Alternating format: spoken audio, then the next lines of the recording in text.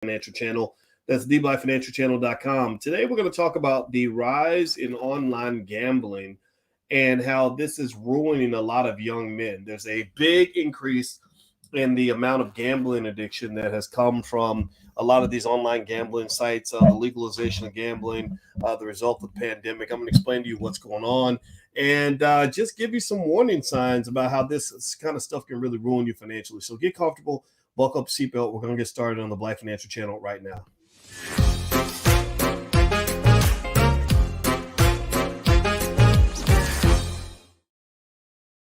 Black Financial Channel. That's theblackfinancialchannel.com. My name is Dr. Boyce Watkins. I'm your friendly neighborhood finance professor.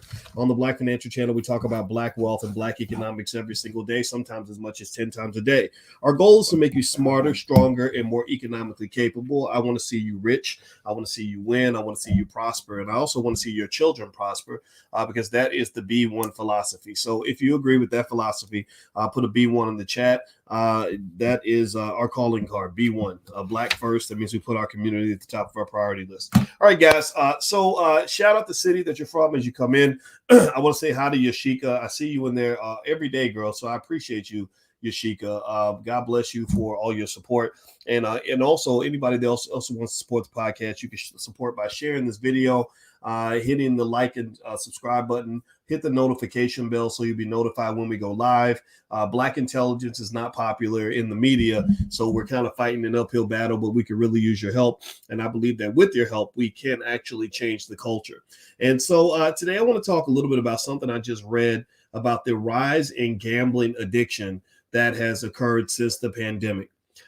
This is as predictable as inflation was during the pandemic. During the pandemic, a lot of financial experts like myself basically saw the government literally printing money like it's going out of style, writing all these stimulus checks and giving money to people that didn't need it. Not you and I. I'm not talking about regular people. I'm talking about, even Harvard University got a check for $15 million that they didn't even ask for. So they're throwing all this money out in the economy. And we were basically saying, if you keep doing this, you're going to have an inflation problem.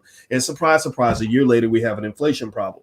Well, another issue that was sort of brewing under the surface is everybody was so caught up in what COVID was doing, they weren't thinking about all of the significant impact on mental health. They weren't talking. Give me a yes or no if you or someone you know suffered severe mental health effects from the isolation of the pandemic. Give me a yes or no if you noticed that. Because my wife, as a therapist, said that the amount of business in her therapy office quadrupled during the pandemic. She has more clients than she can keep up with. And this was one of those things that was happening during the pandemic that nobody really talked about. Everybody was so caught up in one illness that you caused 1,000 other illnesses. Literally, it freaked me out. It was literally the weirdest period of my life that really officially helped me think. I said, I think I was born on the wrong planet, because I was born on this planet called common sense. And in the planet of common sense, they also teach something called balance. Balance means that, yeah, sure, you protect yourself from COVID, but you don't act like that's the only way people can die or that's the only way people can be hurt. Seriously, how many people, I bet you that the number of people who have died this year from obesity-related illnesses alone probably exceeds the number of people that died during the pandemic. But y'all ain't got nothing to say about the obesity. We even got people promoting obesity like it's okay. People got mad at me when I said, Lizzo, maybe you shouldn't tell people that it's good to be fat. Like, that's not cool. Like, you're a great singer. Like, sing, but you ain't got to tell everybody to go get fat and drunk and, all these other things. But anyway, so let's dig into this. So now one of the other problems that has emerged, and I saw this, it was as plain as day, is that now you have a rise in gambling addiction amongst young men for a few reasons. Number one, you had the isolation of the pandemic. You're sitting around, you're bored, you ain't got nothing to do. You can't go out and do things anymore. So you get online and suddenly you're playing Robinhood. You're on Robinhood. They gamified Robinhood to make the stock market into a casino. The stock market is a perfect casino if that's how you view it. If that's what you want to be, if it's a gambling addict, the stock market will gladly support your effort to become a gambling addict. There is absolutely no question about that. And at the end of the day, that is a reality that has been in existence for a very long time. I remember when I was in college, a long time ago, when I was an undergrad, I sat in class next to a guy who told me that he bet so much in the stock market that he had to go to Gamblers Anonymous. This was before Robinhood. This was before the internet. Actually, that tells y'all what my age is. I'm not a kid. I'm a grown ass man. I've seen a couple of things, and literally this guy in the 1980s and 90s had to go to Gamblers Anonymous because he was gunslinging in the stock market. Now, does the stock market have to be a place where you become a gambling addict? No, it does not. Excuse me, I'm choking. So there are people like Warren Buffett who teach very stabilized, very mature methods of using the stock market as a place of wealth creation. That is another great use of the market. The stock market is a great place to build wealth on autopilot if you use it that way. If you buy and hold and just, maturely invest your assets, the stock market will make you richer than everybody in your family.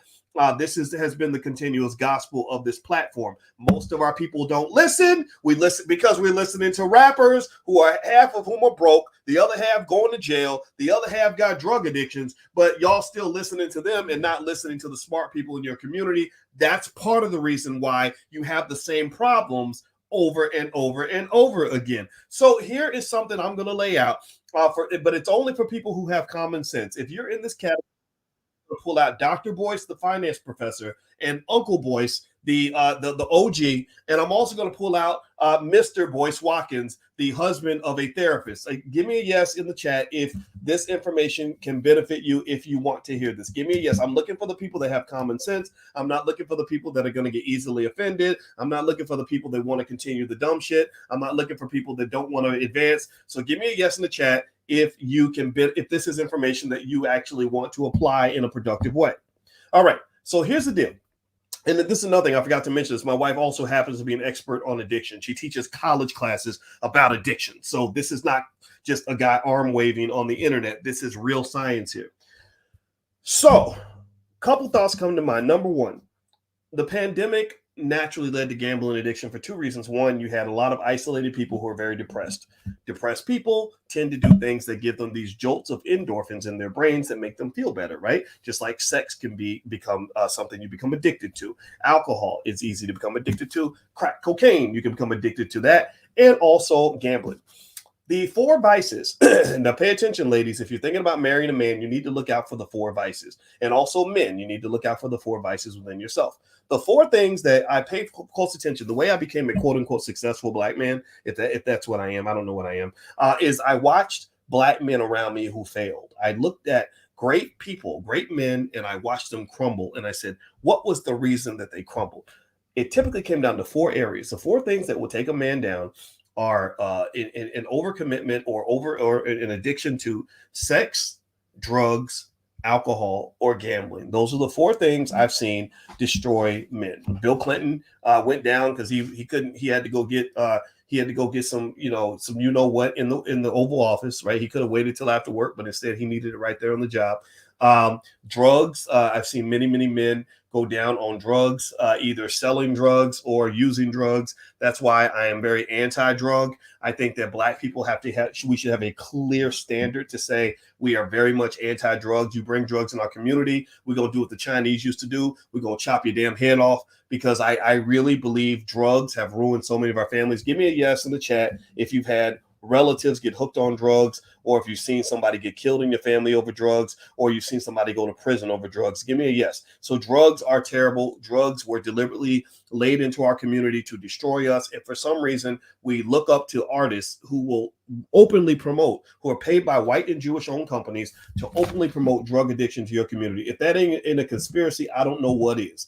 If that ain't some BS, I don't know what is. And I personally think y'all should be mad about that. I don't think it's like something where you should just say, well, he is making money, Dr. Boy. He's a successful artist. He's successful. Why is he successful? Why would you look at somebody who's trying to kill your children and call them a success? That's not a successful man to me. That's a loser. So at the end of the day, you got to read the writing on the wall. So I said sex, drugs, alcohol. How many of you have the drunk uncle who has been like messing up, everything in the family for the last 20 or 30 years? How many of y'all got the uncle who sits in the basement and drinks all day and thinks that's cool because that's what he thinks other men do? All right, this is not manhood. This makes you look like an irresponsible piece of shit. Seriously, I'm sorry. Forgive me for saying this, but it's true.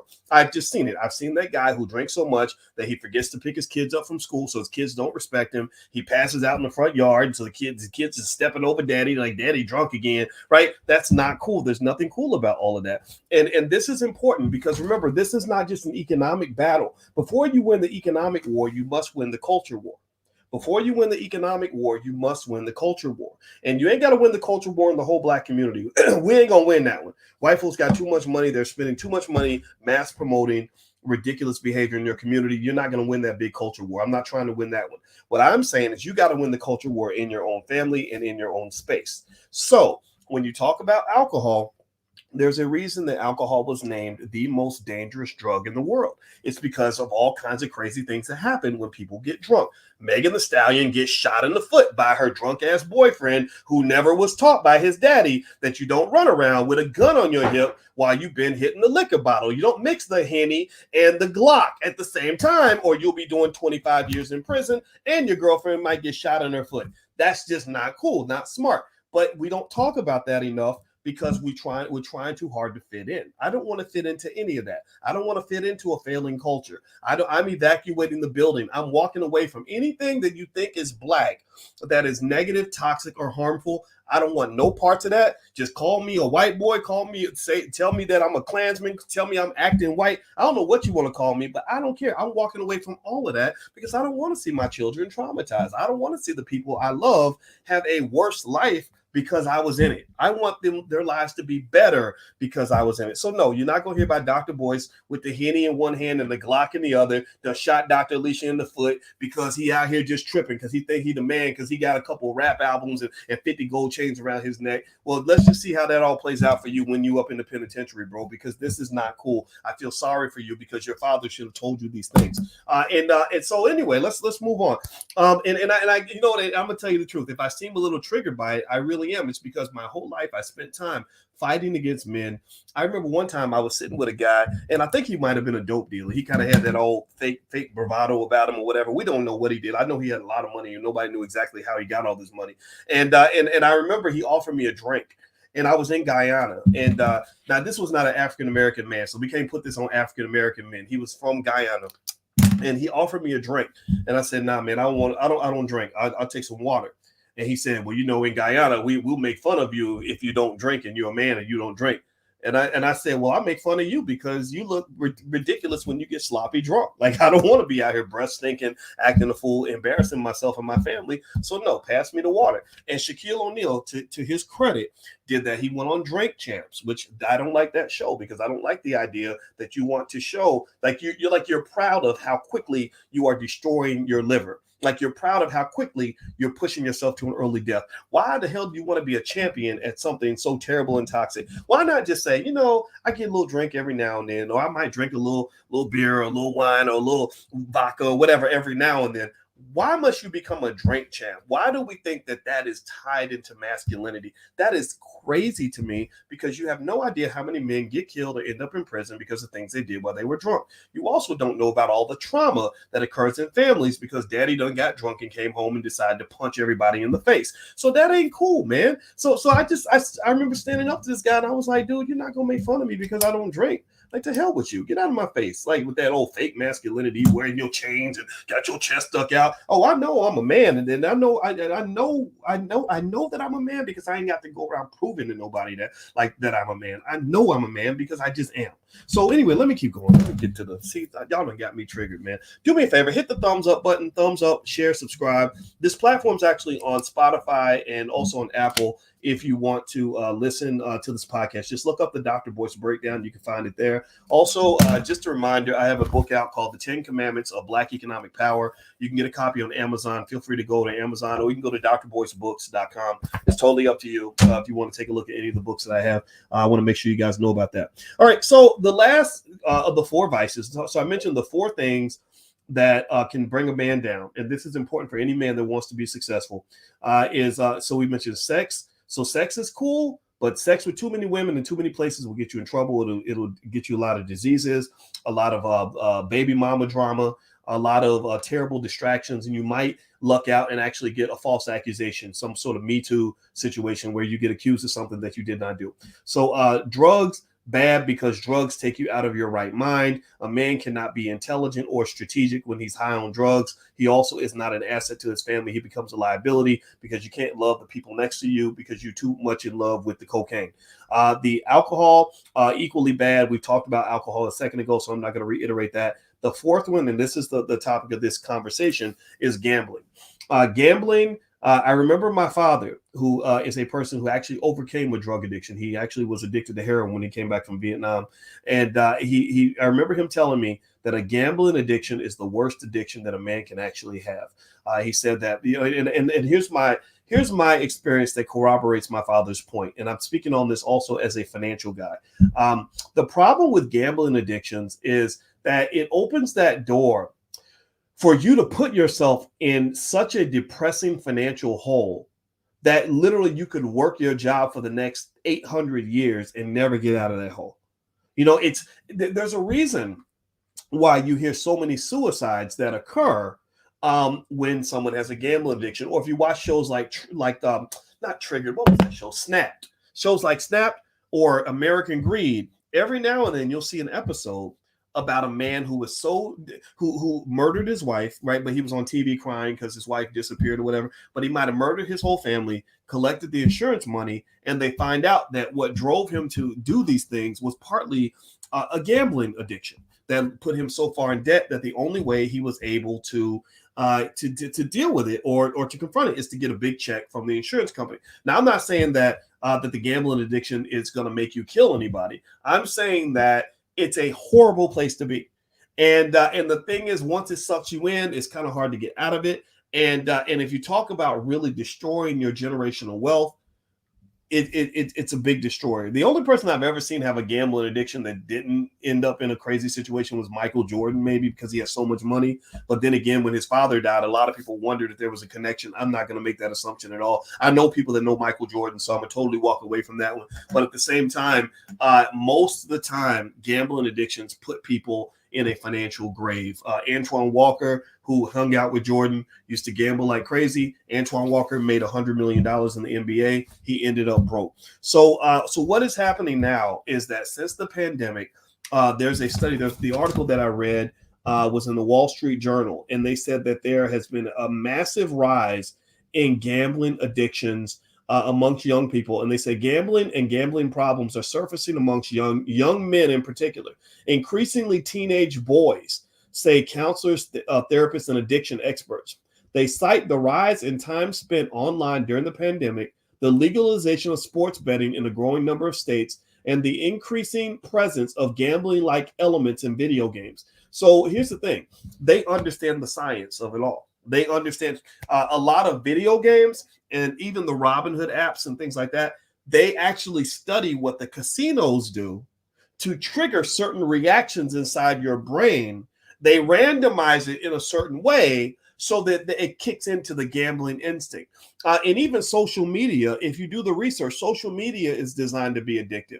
The way they'll have the dings and the beeps and the buzzes, and they randomize the content. So you're scrolling and scrolling and scrolling because you don't know when you're going to see that next post that's going to give you some sort of endorphin reaction. You're looking for that post that's going to make you laugh, or that pretty girl that's going to get you excited, or that music video that captures your attention. So ultimately, everything has become gamified in our society. Everything around you has basically become digital crack.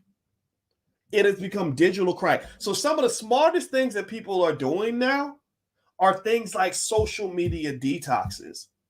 That's a real thing. That withdrawal is a real thing. The ability to put your phone to the side for a certain amount of time so you can regain your sense of self. That's like a real thing. And so what they're saying is that that for young people who haven't learned how to sort of balance and calibrate, who don't have the awareness yet, they're being sucked into these gambling addictions. There's so much legalization of gambling that's taking place. Even companies like DraftKings, they couldn't have operated online and marketed to anybody the way they do now. They are now marketing sports gambling inside sports arenas. That is going to destroy so many families. And what I'm going to say to you, just point blank, is when you're looking at your spouse, and unfortunately it affects men more than women, even though women have their own issues and their own vices. If I was a woman picking a husband, I would look very carefully at his habits, and if he has a habit, too heavy of a habit in any of those four vices: sex, drugs, alcohol, gambling, I would run as far as you can, as fast as you can, because that will destroy everything. I wrote a book in 2006 called Financial Lovemaking, and to do research on this book, I interviewed a lot of couples and talked to them about their money situations and stuff like that. And the most tragic stories that I heard were typically cases of women who found out that their husbands had some sort of addiction, whether it was drugs or gambling, that caused all the family's money to disappear. So be really careful with these addictions. I did this podcast to kind of warn you. And in fact, I'll give you some signs here from the Mayo Clinic. Mayo Clinic listed a list of signs and symptoms of compulsive gambling, so that if you do have an issue, it's okay to have the issue, but you have to have the awareness and the commitment to get it out of your life. Because if you don't, you'll find yourself in a situation that you can't get out of. I remember when I was at Syracuse University and I was buying a car, and the guy selling me the car was a 75-year-old man. And I remember wondering why the 75-year-old man was selling cars. And I said, so what made you keep working even after retirement age? And he said, well, I had $500,000 in my retirement account, but I gave it all to the casino. And I remember thinking about how depressing it must be to be 75 years old and to know that you're so far in debt that you can never, ever retire. You can never, ever stop working. And at that moment, having that conversation with him, I remember saying to myself, I never want to end up in that situation. Like, God gave me that message for a reason. I'm going to be really careful to not end up in the situation that he's in, because I felt really sorry for this guy. So just be really thoughtful about this, because when we talk about things like wealth building and all that, you got to think about things that might drain your money. And one of the things that companies do or advertisers do to drain your money is they play on various emotions or addictions or psychological triggers that you may have that may drive you to do things. So gambling addicts, those who feed the gambling addicts to get their money, the way they serve them things like the crack, they're just like the crack dealers. They're no different from the crack dealers, because one of the things about business that's unfortunate, this is the dark side of capitalism, is that the best customer is the customer that's addicted. The customer that is an addict, there's a whole economic theory on this actually, where the addicted customer has very little what they call price elasticity. That means that you can literally increase the price 10%, 20%, 30%, and they're going to keep buying from you. Especially if there aren't that many if they're in a whole lot of competition, they'll keep buying the product even as the price goes up, because they're addicted. Right. So here are some signs of compulsive gambling addiction that you may want to look out for, or you may want to look out for this in other people in your life. Before I move on, do me a favor, please hit the thumbs up button, thumbs up, share, subscribe. Also, don't forget, in the Black Business School, we educate children as well as adults. We have a whole Black Business School for kids, and we are training your kids for you live. If you want to join us, we're doing a Black Wealth Boot Camp for children starting on the 27th, where we're going to cover 15 things every Black child needs to know about money. At the end of the training, the children will be eligible to take a little exam to get a certificate that they can print out and put on their wall. So if you'd like to join us, just go to my website, boycewatkins.com. You'll see the link right there at the top. Or if you're on Instagram, you can hit the link in the bio. All right. So here are some signs of compulsive gambling addictions. Let's see. Number one sign, this is according to the Mayo Clinic, being preoccupied with gambling, such as constantly planning gambling activities and how to get more gambling money. Next, needing to gamble with increasing amounts of money to get the same thrill. So small amounts of gambling doesn't do it for you. It's the big win that gets you going. Trying to control, cut back, or stopping gambling without success. Next, feeling restless or irritable when you try to cut down on gambling. Number 5 or something, I guess. Gambling to escape problems or relieve feelings of helplessness, guilt, anxiety, or depression. So this isn't just for gambling. This is really any addiction. because most addictions are driven on your need to escape. There's a lot of depression in our community. That's why a lot of people will sit there and scroll on social media when they're depressed. There's studies that show that scrolling on social media is linked to depression. Or if you look at DJ Twitch, who killed himself, if you recall, the day before DJ Twitch killed himself, he was on social media doing TikTok dances, and he was doing dances every single day up until the day that he decided to kill himself. So ultimately, a lot of these addictions, whether it's a social media addiction, a sex addiction, alcohol or drug or whatever, it's all driven. A lot of it's driven by that need to escape some sort of sadness that you might feel in your life. Black people struggle heavily with depression and anxiety. There's a whole book called Black Pain, written by Terry. I can't remember her last name, but I think Terry Foster, if I'm not mistaken. Maybe I got her last name wrong. But there was a great book called Black Pain, where she talked about all the Black women that are struggling with depression, and that depression may show itself in various forms of addiction. It could be sexual addiction. It could be a religious addiction, like I'm addicted to Jesus because Jesus is the only thing that can make me feel better, or it could be some other form of addiction. So women and men both have our struggles in terms of things that we might do a little bit too much. Next, trying to get back lost money by gambling more, chasing your losses. So you lose money and you keep betting because you keep thinking you're going to get it back, but you never do. Lying to family members or others to hide the extent of your gambling. Risking or losing important relationships, a job, school, or work opportunities because of gambling, or asking others to bail you out of financial troubles because you gambled your money away. They said most casual gamblers stop when losing or set a limit on how much they're willing to lose. But people with a compulsive gambling problem are compelled to keep playing to recover their money, a pattern that becomes increasingly destructive over time. Some people may turn to theft or fraud to get gambling money. Some people with a compulsive gambling problem may have periods of remission, a length of time when they gamble less or not at all. But without treatment, the remission usually is not permanent. So you should see a doctor let's see, they said they have family members, friends, or coworkers express concern about your gambling. If so, listen to their worries, because denial is almost always a feature of compulsive or addictive behavior. It may be difficult for you to realize that you have a problem. Causes, exactly what causes someone to gamble compulsively. Let's see, they said it could be linked to a combination of biological, genetic, or environmental factors. They said the risk factors for gambling addictions are mental health issues. People who gamble compulsively often have substance misuse problems, personality disorders, depression, or anxiety. Compulsive gambling may also be associated with bipolar disorder, obsessive compulsive disorder, or attention deficit disorder. Age.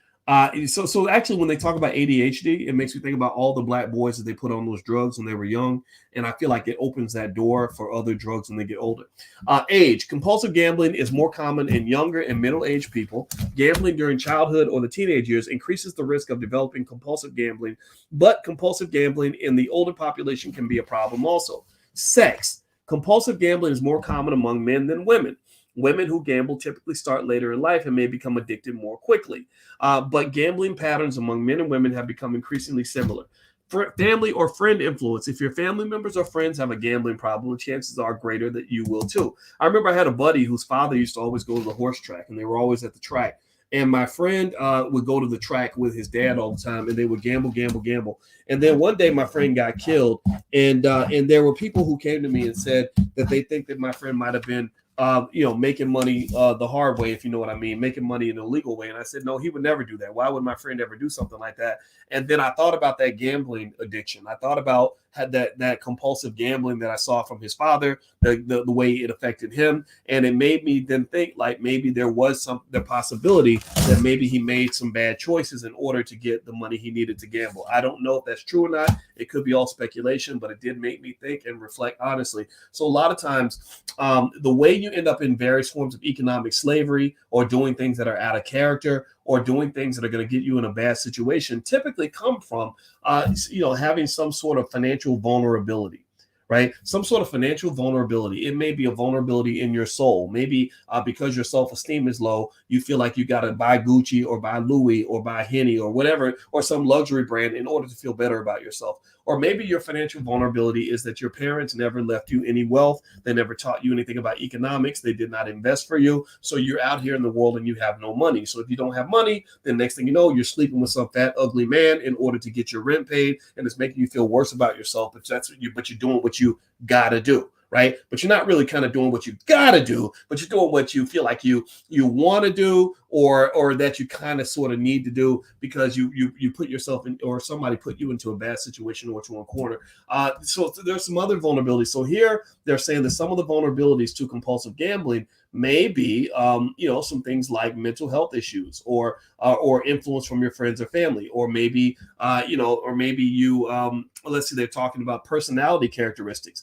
Now, some complications of compulsive gambling can have profound and long-lasting consequences for your life, such as it can affect your relationships, it can cause financial problems, it can cause legal problems or imprisonment, poor work performance or job loss, poor general health, suicide or suicide attempts or suicidal thoughts. So a lot of times when somebody might kill themselves, I'm always wondering, where were they financially? There's one of the three key areas I imagine that will lead to a person taking their life. In a lot of cases, it might be something serious financial that you can't get out of. It might be, in fact, I think the OJ Nicole situation, I believe that might have been linked to drugs or money, or both. Or something going on with your relationships, maybe like a bad marriage. You see people, a lot of times when people get killed, they're killed by someone who loved them a couple months earlier, right? Another area would be your health, maybe just your physical, your mental health is going bad, obviously, right? So generally speaking, the reason I'm sharing this with you all is because I just kind of think that an awareness of these things, I don't think I know that having an awareness of things like addictions can protect you, not just from what you do, but also from what the people around you do. There's a concept that we've talked about on this platform that I worked on extensively during my dissertation process, which was called financial contagion. Financial contagion. Financial contagion, one manifestation of that is that your outcomes aren't just a product of what you do. Your outcomes are a product of what people around you do. Right? The people around you can ruin you just as fast as you can ruin yourself. If you want to know what I'm talking about, think about how many people ended up getting 30 years in prison on a RICO charge because their boyfriend or their girlfriend was dealing drugs, or they made a phone call and got wired into some sort of conspiracy. And next thing you know, they're going down to, or maybe somebody got shot because you're in the car and you're dating somebody who is involved in stuff that you're not, that you know nothing about, right? Or maybe you marry somebody who has vices and is making bad choices, and next thing you know, the family finances are in the toilet because you married an idiot who is messing up your money, right? So ultimately, that financial contagion means that awareness is critical for anybody that wants to get ahead. You have to have awareness of not just what you do, but awareness of what the people around you are doing. And you have to also have enough self-respect and self-esteem to protect that what you have going on. So I would link it, for example, to something like sexual promiscuity.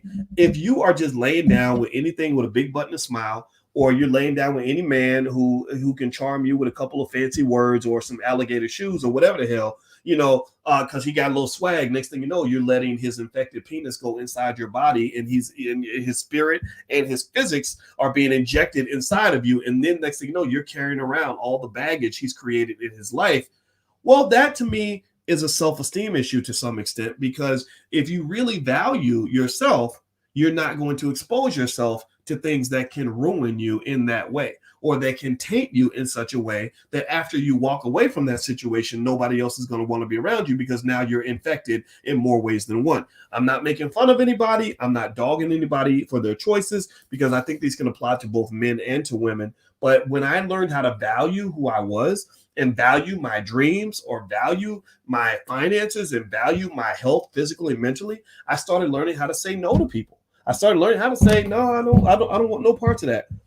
Just this month, there's a multimillionaire that wanted to work with me on something, and I probably could have made some money, but I said, I don't like you.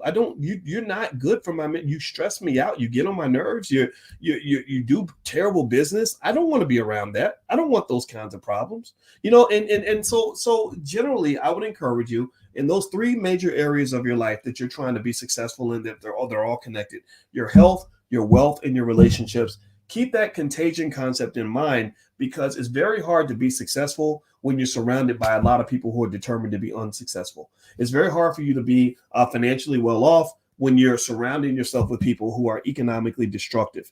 On the flip side, if you're surrounded by people who are doing great things and making good choices and winning on every level, then that's going to naturally elevate you. That won't make you feel like you're swimming against the stream. And it's important that Black people, that we develop this awareness, because you've got a lot of sick people in your community.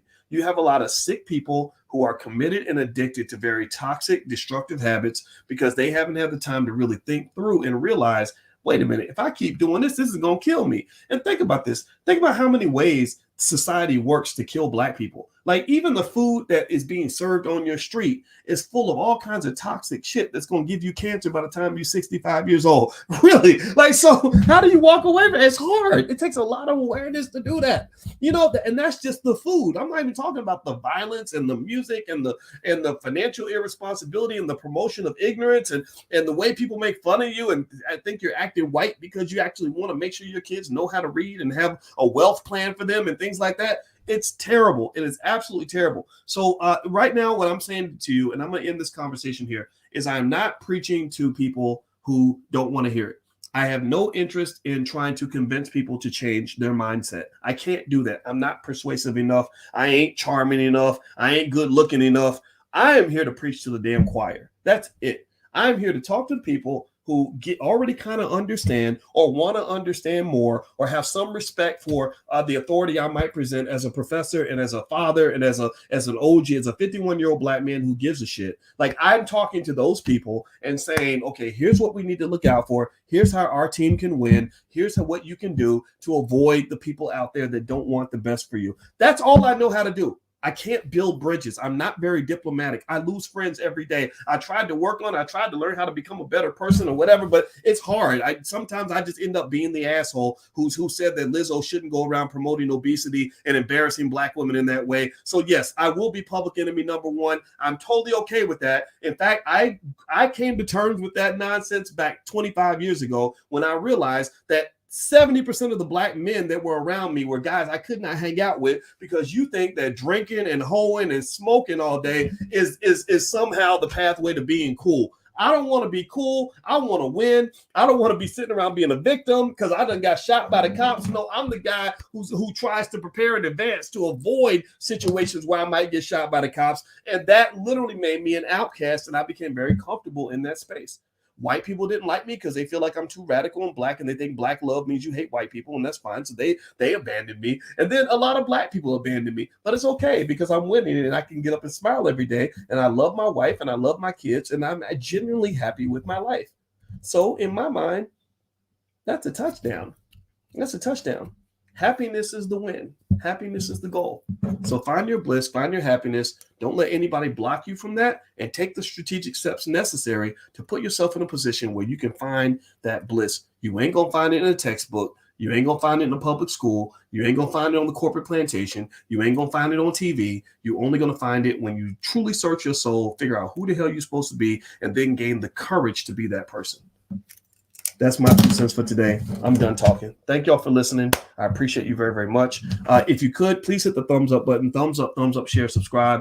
And let me give you guys a stock that I actually am buying shares of. Actually, I told you guys I was going to buy it today, but I can't buy it today because I forgot the markets are closed today. I'm going to buy it tomorrow. And the ticker symbol for the stock is STEM. It's STEM Technologies, I think that's what it's called.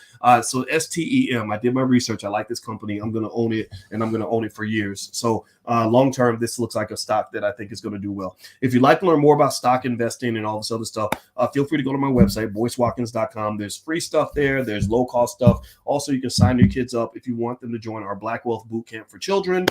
Feel free to do that. It starts tomorrow on the 27th. And so I'd love for you to bring your kids along.